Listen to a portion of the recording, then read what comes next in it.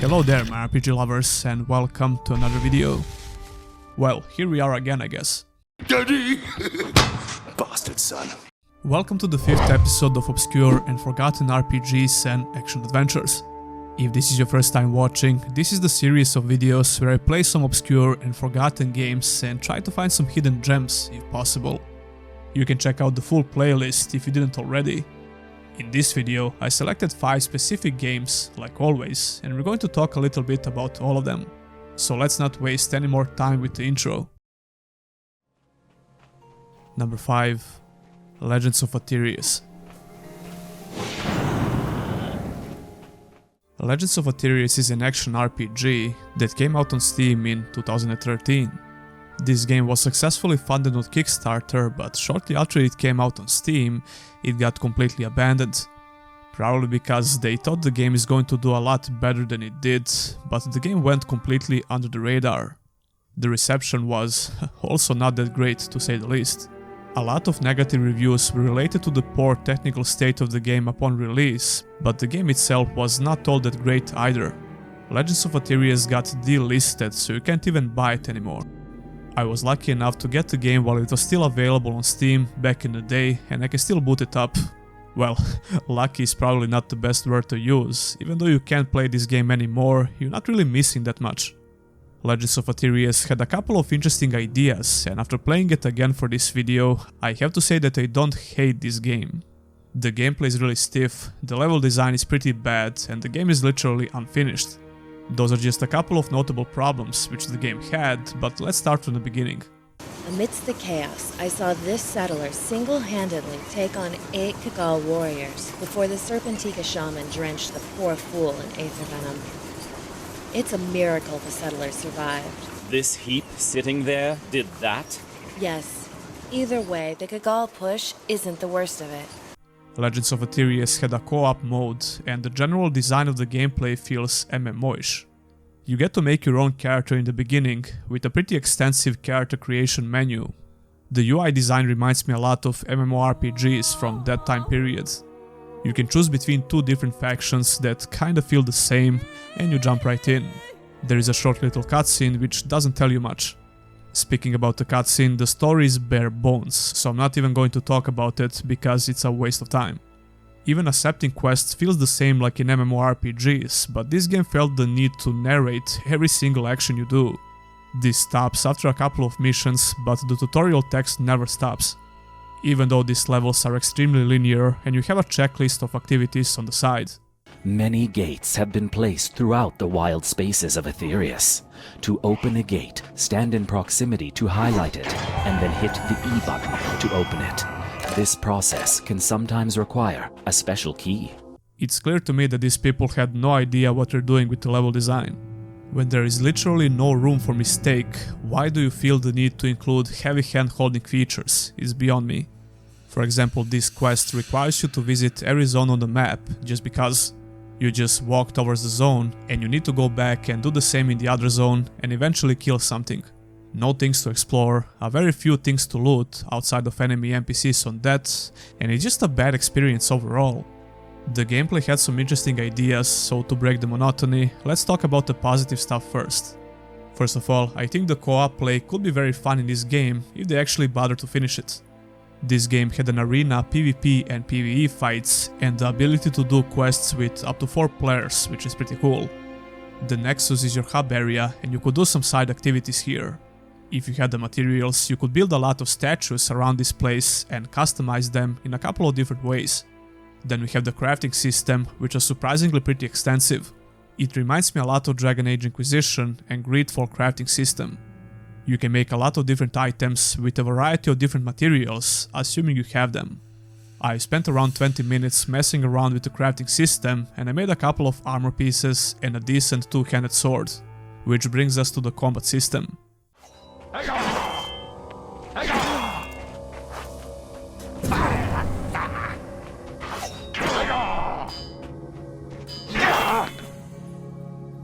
Legends of Aethereus had some very stiff animations, which look outdated even in 2013.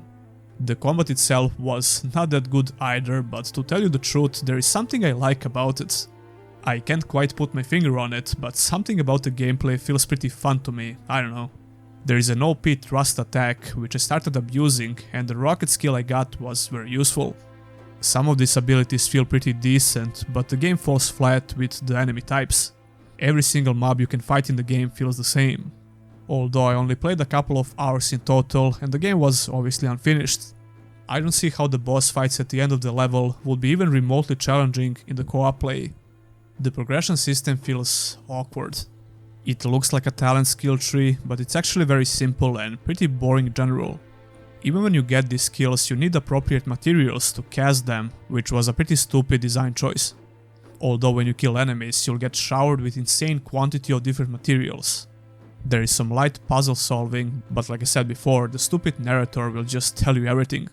To open the vault door of a temple, you must activate it. This is done by pulling the levers at each of the temple towers, sometimes in a special order. No shit! Oh, and by the way, you can find this in the game, which is probably the board with Kickstarter supporters. Haha, if any of you are watching this video, well, I'm sorry you wasted your money. This heap sitting there did that? Number 4. BloodRayne 2 ReVamped. The master, Mr. Zorinsky, would prefer that all the guests remain downstairs, madam. The master can blow me, monkey suit. BloodRayne 2 ReVamped is an action-adventure that originally came out in 2004. In 2020, a remastered version of the game called BloodRayne 2 Terminal Cut came out on Steam and GOG. Then we got BloodRayne 2 ReVamped in 2021 for current and last-gen consoles. That's the version that I've been playing recently on my PS5. I randomly stumbled upon this game on the PlayStation Store, I never heard about it before. The remastered version got received pretty well, judging by the Steam reviews at least. But after playing the game for a while, I'm pretty sure that very positive rating on Steam is probably just because of nostalgia. Alright, thanks for the lesson, bitch. BloodRayne 2 is not an awful game, and the gameplay has some very nice attention to detail. It's very brutal and gory, up to the point where you can get this video demonetized. There is a ton of blood in all fights, and you can cut your enemies in many different ways. Feeding time.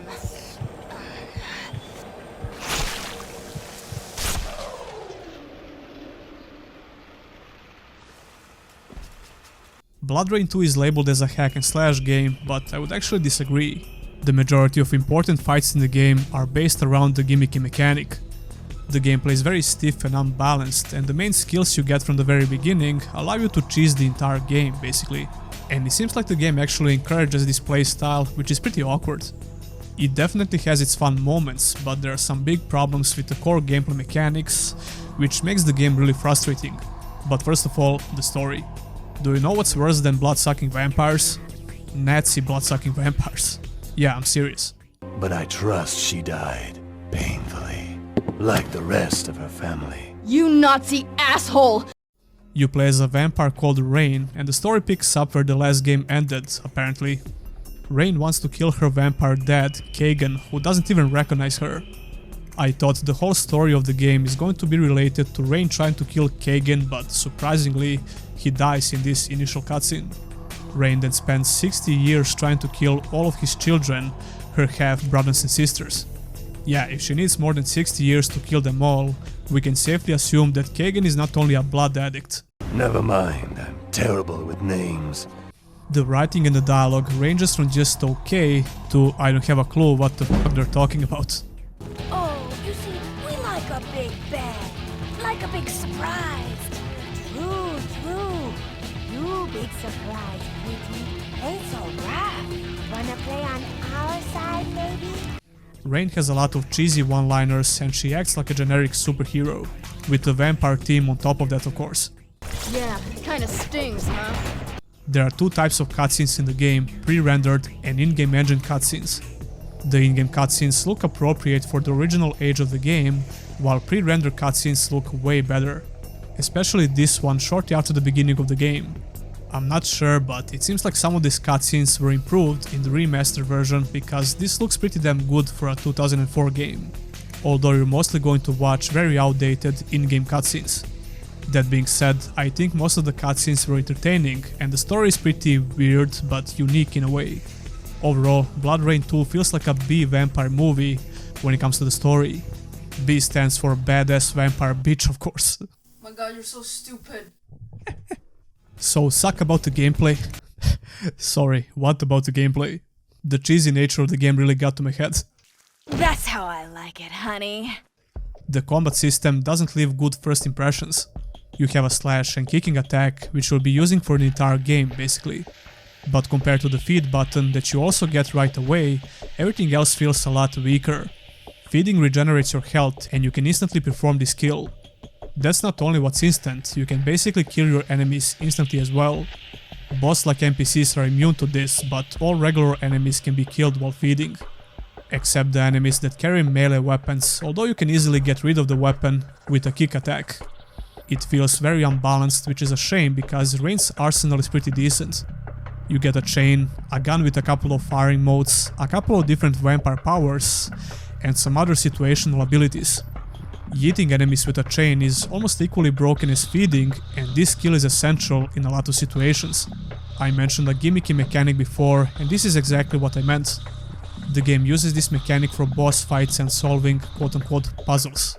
It's very overused and gimmicky, which is a shame because it could have been way more interesting. Tossing enemies on sharp objects is always very fun and there are no restrictions while using this mechanic. Putting that aside, the amount of different animations to butcher your enemies is very impressive. I need help over here!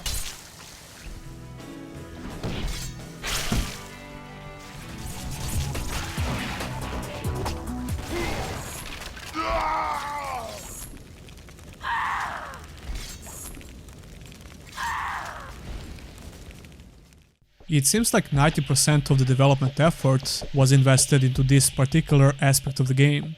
It's easily the best thing about the gameplay. It's a shame because the gameplay feels very stiff and unbalanced. One of the powers you get makes you completely immune to damage and you can just button mash and win. It's pretty stupid. To make things even worse, there are platforming segments and I almost quit the game because of this. The controls are pretty unresponsive when you climb and jump on things. I never felt like I'm in a complete control of my character. If you don't release the thumbstick when you jump, Rayne will just jump again without you pressing anything. It doesn't make a lot of sense. On top of that, the camera can be your main enemy on some levels when you want to see what's going on above you or in tight areas.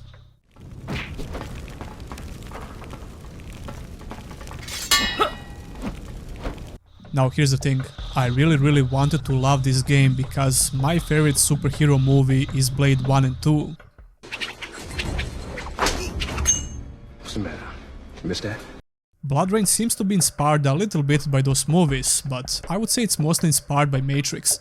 I'm not surprised at all, considering the year it came out. The game left a bad taste in my mouth, no pun intended, believe it or not. Feeding time. I wouldn't recommend trying out this game, although the price is very low. BloodRayne 2 didn't age all that well when it comes to the gameplay mechanics, although the visuals in the remaster are solid for a 2004 game. But if you plan to get any of these games, you can support the channel by using my GOG links. Don't buy this game though. Alright, thanks for the lesson, bitch. Number 3. The Bard's Tale. They'll keep your arms and legs inside the vessel at all times. You aren't pregnant, are you? No, of course you're not. The Bard's Tale is an action RPG, originally released in 2004. Technically, this game had nothing to do with the original The Bard's Tale game from 1985. It was not a remaster or a remake because the studio behind the game don't own the rights for the original IP. Despite that, The Bard's Tale had some references to the original game, which was a pretty ballsy move. Oh yeah, I'm sure it's all a big coincidence. Especially considering that the original IP is owned by EA. Anyway, in 2020, remastered and re-snarkled version of the game released on pretty much all platforms. I always wanted to try this game out because it looked interesting and I love isometric action RPGs. Mainly because I love the gameplay loop, which those games usually provide, but the gameplay in The Bard's Tale is not exactly like that. Not at all actually, this is not a Diablo-like action RPG by any means. I would say it plays more like an action-adventure, with some RPG elements on top of it. It's a pretty linear game as well. However, The Bard's Tale is a very charming and humorous game. Up to the point where I would recommend it just because of the story and the humor. Prepare to die! I am Ogan, the Chosen One. Nothing will stop me from my quest to save the princess and drive the evil from this land. Have at you!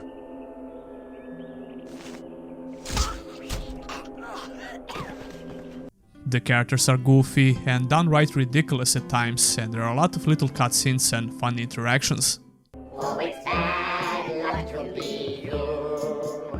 You play as a bard, obviously, and right from the first cutscene, you should get a good idea of what kind of a game this is. This continues throughout the whole game, it's very entertaining. You never get to hear the actual name of the protagonist, you're just a generic hero. But the story has a clever way of using that to its advantage. The game is completely narrated as well, and like I said before, I always think that's a bad idea. Ironically, the bard hates the narrator as well, and the game breaks the fourth wall a couple of times.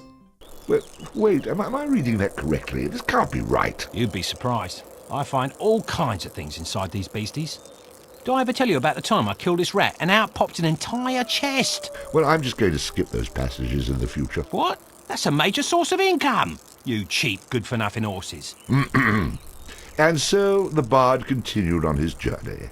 So I don't hate this feature in the Bard's Tale, even though it can still get annoying, especially when you're just trying to browse the menu. The main story is essentially just about a princess who needs to be saved, and the game offers you an interesting choice when it's all said and done. Speaking about choices, in the majority of dialogues you can select a good or a bad option, I guess. But this doesn't seem to affect the gameplay in a major way, although different reactions you get are very entertaining. I'm not a huge fan of how the game plays. The combat is very simplistic, but you'll get a couple of useful spells, which are mostly related to summoning or buffs. You'll get to allocate RPG stats in the beginning and when you level up, and there is stuff to loot, of course. The melee combat feels very stiff, especially because of the stagger mechanic. Almost all melee hits you deal or receive will stagger the character, which is very annoying. You get buttons for block and jump, and that's pretty much it. The spells you get are pretty much essential because the melee combat feels more like a utility than anything else. As you progress through the game and when you gain more levels, the gameplay gets a bit better, but I wouldn't recommend getting this game if you expect to find a good combat system. To be honest, the majority of fights in the game feel completely pointless, especially the random encounters on the map. Speaking about maps, they are pretty generic and not so fun to explore. However, I would recommend buying this game if you want to get a good laugh. Pull that one! Pull that one! No, not that one! I think that's it. The gameplay definitely didn't age all that well, but it's still a pretty entertaining game because of the story and the humor. The remastered version of the game is available on pretty much all gaming platforms nowadays.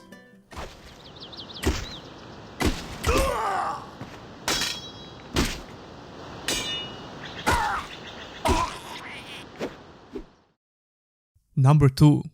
Dungeon Siege 3. Automatons, here. Now, it will plot thickens, yes?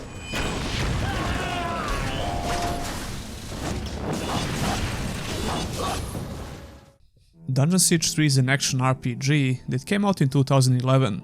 It was developed by a well-beloved RPG studio, Obsidian Entertainment. However, I'm pretty sure that Obsidian wants you to forget this game because it wasn't received with open arms.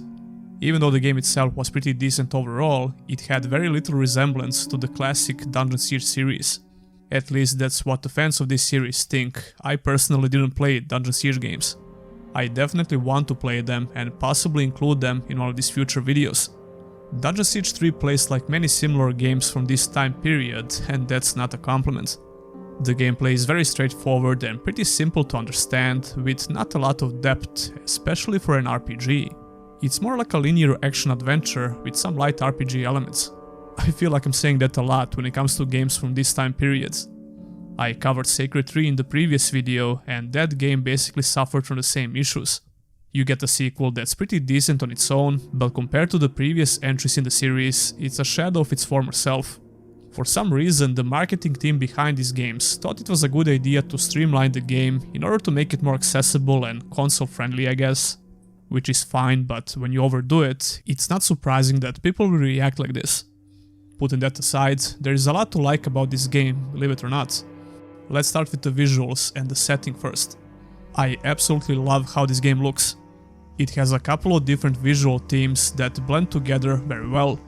The fantasy setting is prominent throughout the entire game. Then the second part of the game introduces some steampunk elements, which was a nice and unexpected change. You're going to explore some generic woods in the beginning and do some dungeon crawling. But all of these places are pleasant to look at, and the visual variety is pretty good in general. The color palette in the first part of the game reminded me a lot of Dragon Age Origins, probably because of the brownish filter. Despite that, the color palette is very vibrant, and I always enjoyed this semi-realistic / cartoony art style. I had 0 frame drops while playing this game on my mediocre PC. You can only tell the age of this game in dialogues when you get to see these characters up close. The resolution of textures is obviously very low for today's standards, but the faces are still okay, I guess. It didn't affect my enjoyment of the story or the game in general. What the f*** is that? And speaking about the story, let's talk about it for a little bit. The story of Dungeon Siege 3 takes place 150 years after the events of previous games. You can choose between 4 different characters, and the story will be slightly different depending on your choice. All of these playable characters are important for the main story, so you're going to meet all of them, regardless of whom you chose. There are only slight variations in dialogue, it's not a huge deal, but it's a nice touch which gives the story a little bit more depth. Would you judge me so quickly on account of my blood? Not every Lascansi woman is a devious witch, scheming to enchant a man's heart. I played with Lucas because he's the only character that focuses entirely on melee combat. Lucas is a member of 10th Legion, and this faction is essential for the main story. The 10th Legion has almost been completely wiped out, and you need to rebuild that by doing various quests in the game. I like the dialogue and some characters in this game, although I found the plot a little bit confusing at times. I don't want to spoil the story here, but the story comes down to killing a mutant god at the end. The writing is decent at best. It's a little bit rough at times, and Obsidian's other games are definitely stronger on this field. Suspicion is an ugly trait in a man, dearest. Luckily, you needn't trust me to see the profit in my offer. You're going to have some dialogue choices here and there, which doesn't seem to affect the game in any major way, and sometimes it can be hard to tell which option will get you out of the dialogue. Which can be annoying at times, but it's not bad. I enjoyed the story for what it is, even though it kinda lost me in some parts. Oh yeah, pretty much all female characters in this game are supermodels, and I ain't complaining. So what about the gameplay? Well, I'm glad you asked. Softly, outsider.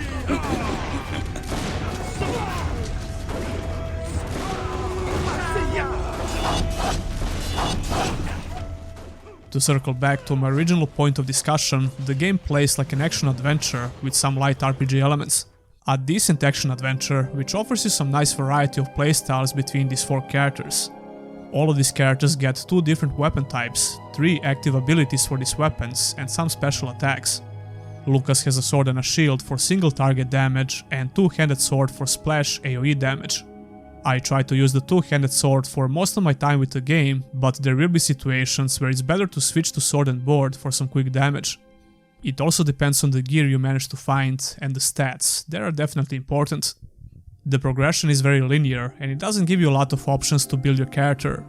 The majority of characters are going to end up playing the same, with some slight variations, so the replay value is not very high, unless you want to replay the game with a completely different character or in co-op modes, which I couldn't get working on my PC, unfortunately.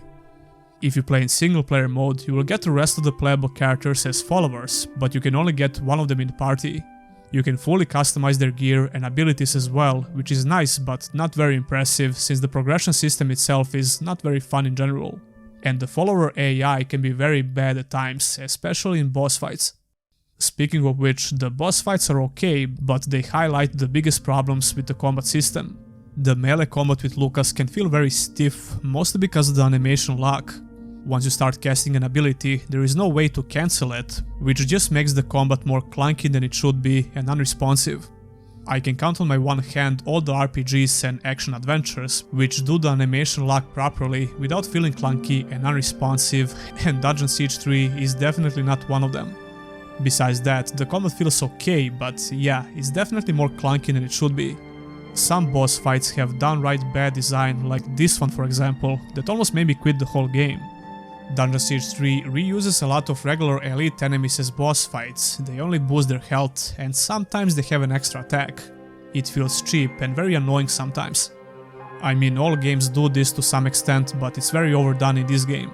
Overall, the combat takes some time to get used to, and the camera is a little bit annoying as well. The level design is very simple and linear, and it has some very stupid moments, backtracking and no in-game map for some fucking reason. Okay, check this out, you can clearly go straight and just jump here and activate the lever or the switch or whatever and open the gate, right? But the game makes you go all the way around and activate the damn switch because, yeah, that makes sense. But the game makes this up with some great looking environments, I guess. To sum it up, I would actually recommend getting this game, but you need to know what to expect. Just like I said for Sacred 3, it's a solid action adventure overall, especially if you can get the co-op working. Even in single player mode, it's pretty fun to beat the campaign, and I think I'm going to replay it with some other characters in the future.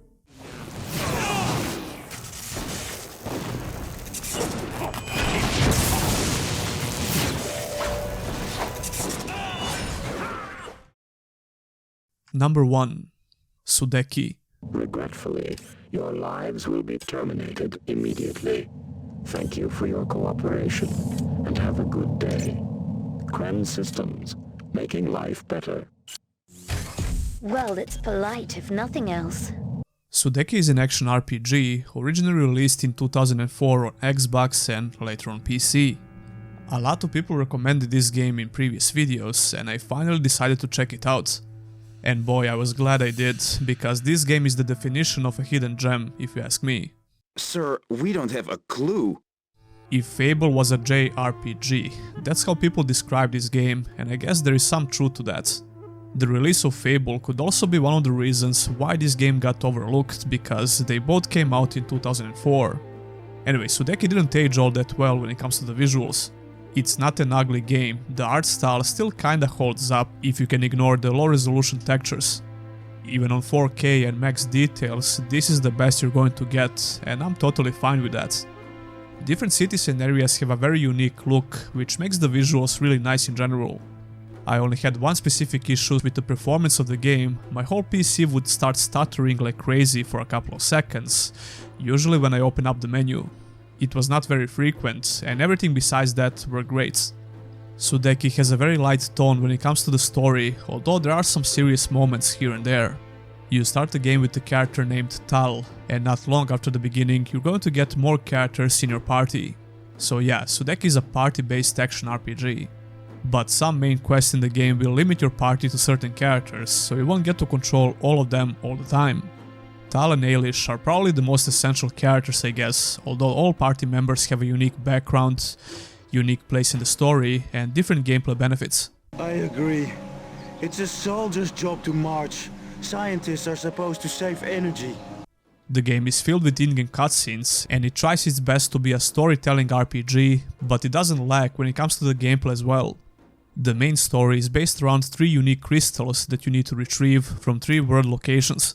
The capital city, Lumnia, requires those crystals for defense, and one of the 4 main characters knows how to use them.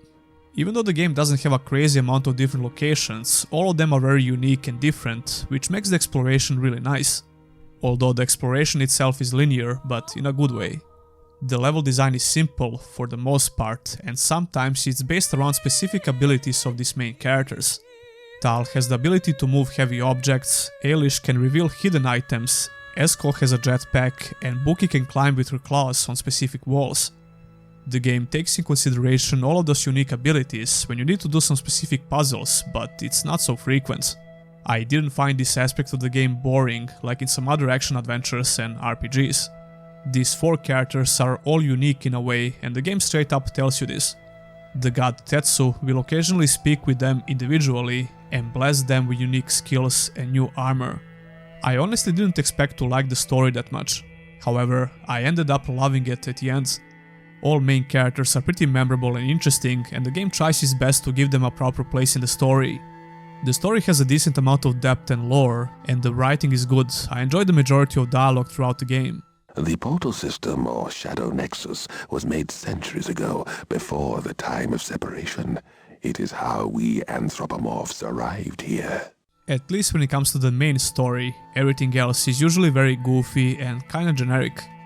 I won't spoil the main story, but I think the plot twist is done very well. The voice acting ranges from pretty good to pretty bad, depending on the character. I was beginning to enjoy a little female company. This is business, Tal, not pleasure. Now, Transcentia is through the mountains to the north. Let's get going. But it's good enough, and it can be very charming sometimes. When it comes to the gameplay, Sudeki has an action combat system with the ability to pause the game. This is the only method to use character-specific abilities, and most of them you'll have to aim, which can feel pretty clumsy because of the camera. You can only turn your camera horizontally for some freaking reason, and there will be a lot of situations where you can't even turn your camera when it collides with objects at certain angles. Fortunately, the combat is always done in specific zones, which are more open and easy to recognize, but the camera can still be very annoying. The abilities these characters can use are actually very fun and useful. A couple of characters play exclusively in first-person mode, so the game essentially turns into FPS. You can seamlessly switch between characters with the press of a button, and the AI will control the rest of them. Even though the abilities are fun to use, it can get boring to always wait for this long-ass animation to finish, before the character finishes casting the ability. I guess that a bunch of other JRPGs have the same design philosophy, which I'm not a huge fan of. Melee characters like Tal and Buki have a combo system and you can chain up to 3 attacks. If you manage to perform a full combo without getting interrupted, you'll deal a lot more damage and knock down most enemies.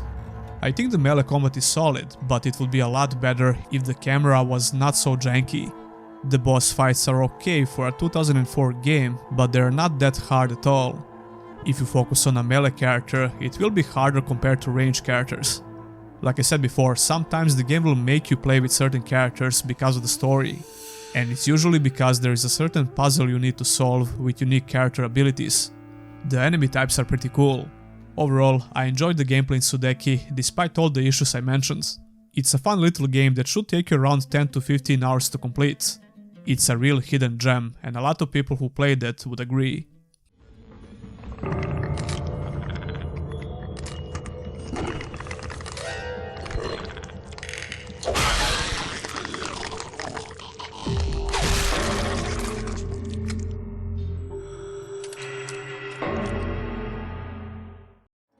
And that will be it for this episode. That's how I like it, honey. Tell me what game looks the most interesting to you, and do you maybe plan to try some of them? Leave a comment down below. Don't forget to use my GOG links if you plan to buy some of these games. Feel free to recommend games that you want to see in this series in the comments. I have quite an extensive list of games already, and I'm always seeing some new suggestions, so thanks for that. If you want to support my work, liking and subscribing to the channel would mean a lot. And if you want to go a step further, you can always become a YouTube member or a Patreon. Many thanks to all of my current supporters, and I'll see you in the next one.